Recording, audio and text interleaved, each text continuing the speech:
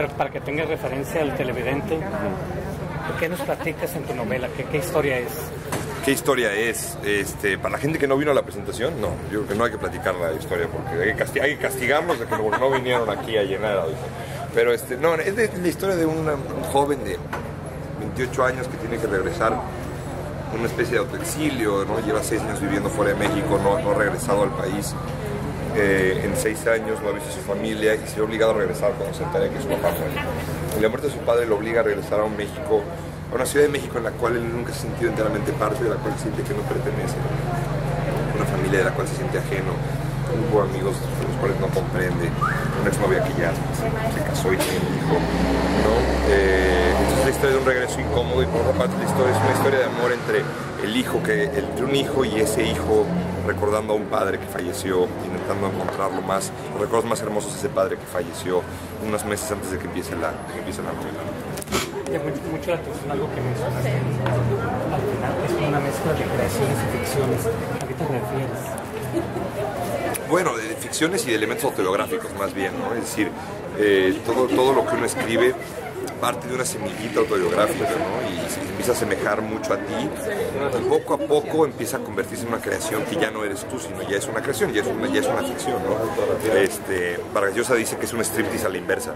Empiezas desnudo en la página y lentamente te empiezas a vestir de tal suerte que lo que acaba en la página ya no es tu esqueleto, sino ya es una creación, ¿no? Y es un poco eso, ¿no? El personaje empezó siendo muy yo y acabó siendo algo que ya no soy yo, ya es un personaje que para mí, por lo menos en mi mente, es alguien como tan real como si existiera en carne y hueso, ¿no? Un desdoblamiento ahí. Más bien es un revestir. Es revestir tu propia biografía hasta que lo que queda ya en la página ya no eres tú.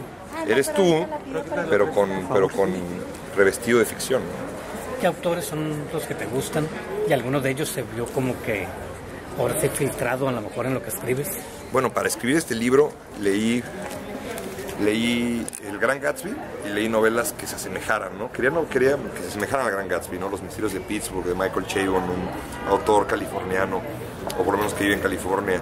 Leí también una novela muy buena que se llama Netherland, de un gringo creo que no es gringo incluso, que se llama Joseph O'Neill. Leí La hoguera de las vanidades de Tom Wolfe. Entonces son novelas que primero tenían una voz en primera persona muy contundente, ¿no? Muy fuerte y como muy segura de sí misma, que yo quería como de alguna manera emular eso, ¿no? Que como por lectura, como por ósmosis se me pegara eso. Y por otra parte leí La hoguera de las vanidades porque quería leer una novela que tuviera esa potencia a la hora de hacer una sátira social, ¿no? A la hora de burlarse de un espectro de la sociedad, de una franja de la sociedad, ¿no? Y vaya, Fallas de origen intenta hacer esas dos cosas, intenta hacer una voz en primera persona así de fuerte.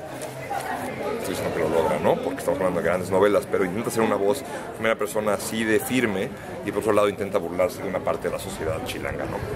Ya para terminar, no sé si, generalmente a lo mejor el autor no tiene presente el perfil del lector que va a tener, pero con tu experiencia en las presentaciones, en los acercamientos, ¿cuál es el perfil del lector que más has visto que se acercó a tu obra? Bueno, creo que el perfil natural, no porque la obra sea juvenil, sino porque estamos hablando de no tanto un autor joven, sino un personaje joven. Pues la novela creo que conecta con el lector joven, ¿no? Es lo que yo veo en las presentaciones y es lo que veo en las redes sociales, ¿no? Que me da mucho gusto, porque eso significa que toco un cierto nervio de generacional, ¿no? Y eso me da mucho gusto, ¿no? Y es normal, porque yo tengo 30 años y le escribí teniendo 28, ¿no? 28, 29, así que creo que es natural. ¿Tú crees que es importante que se dé la empatía con el lector o finalmente el autor escribe?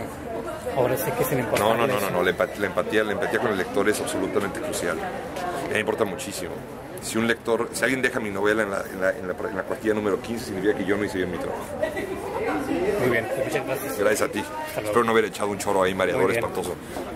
Gracias.